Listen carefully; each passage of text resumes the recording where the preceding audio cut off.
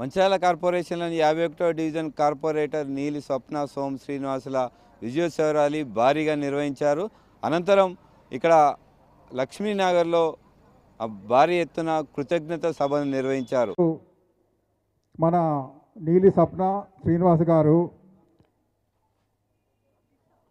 గారులకు మరి కాంగ్రెస్ పార్టీ నుండి టికెట్ ఇచ్చినందుకు ఒక సింగరేణి విశ్రాంత కార్మికుని కొడుకు నీలి శ్రీనివాస్ గారు, వీళ్ళ ఫాదరు నేను క్లాస్మేట్, ఒక స్నేహితులం, మాది బాపుకెంపు బెల్లంపల్లి. అప్పటి నుండి కూడా మరి శ్రీనివాస గారికి ఊహ తెలిసినప్పటి నుండి కూడా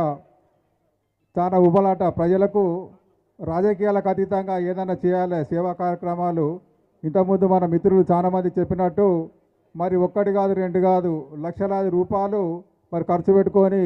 మన లక్ష్మీమాల కానీ, వికాస్ నగర్ కానీ, ఒడర్ కాలనీ కానీ, అదేవిధంగా ఇతర మంచిర్యాల జిల్లా కేంద్రం కాకుండా ఇతర ప్రాంతాలలో కూడా మరి క్రీడా రంగంలో క్రీడాకారులను ప్రోత్సహించడానికి, వాళ్ళకు కూడా ఎంకరేజ్ చేయడానికి లక్షలాది రూపాయలు వెచ్చించడం జరిగింది. అదేవిధంగా మరి మన సప్నవా కూడా ఇక్కడ వినాయక నవరాత్రి ఉత్సవాల సందర్భంగా కూడా మరొక హౌజ్ వైఫ్ అయి ఉండి కూడా ఇక్కడ వినాయక చవితి నవరాత్రుల సందర్భంగా 24 గంటలు ఇక్కడ మన స్వామికి సేవ చేసేటువంటి ఒక సేవ మనసుతో ఉన్నటువంటి మన నీలి స్వప్నవా కూడా మరి ఎంతో సేవా కార్యక్రమాలు నిర్వహించిన క్రమం మనకు అందరికీ తెలుసు. ముఖ్యంగా మన నీలి శ్రీనివాస్ గారు గత 10-12 సంవత్సరాల కాలం నుండి ఏ రాజకీయ పార్టీకి సంబంధం లేకుండా, అంటే రాజకీయాలపైన అవగాహన ఉన్నప్పటికీ కూడా ఏ రాజకీయ పార్టీ మరి జెండా పట్టని మన నీలి శ్రీనివాస్ గారికి ఇతను మన నీలి శ్రీనివాస్ గారు చేసిన గత 10 సంవత్సరాల కాలం నుండి చేసినటువంటి మరి అభివృద్ధి సేవా కార్యక్రమాల మరి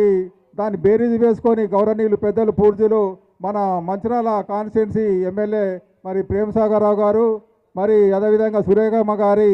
మరి ఆలోచించి వాళ్ళ ఆశీర్వాదాల మన కాంగ్రెస్ పార్టీ నుండి టికెట్ ఇచ్చిన క్రమంలో గత 15-16 రోజుల నుండి మన కాలనీవాసులు 51వ డివిజన్ కాలనీవాసులు మరి కంపల్సరీ నీలి స్వప్నను మరి సోమశీనన్నను అత్యధిక మేరతో గెలిపించాల్సిందిగా మరి అందరూ ఒక కంకణం కట్టుకొని రాత్రనక పగలనక మన నీలి స్వప్న శ్రీనివాస గారు ఏ వాడకు పోయినా ఏ గల్లీ పోయినా కూడా మరి తండోపతండాలుగా ఎదురొచ్చేసి ఆరతులు పట్టి మరి అత్యధిక మేరతో గెలిపించిన మన 51వ డివిజన్ ప్రజలందరూ కూడా నా హృదయపూర్వకంగా ధన్యవాదాలు తెలియజేసుకుంటున్నాను.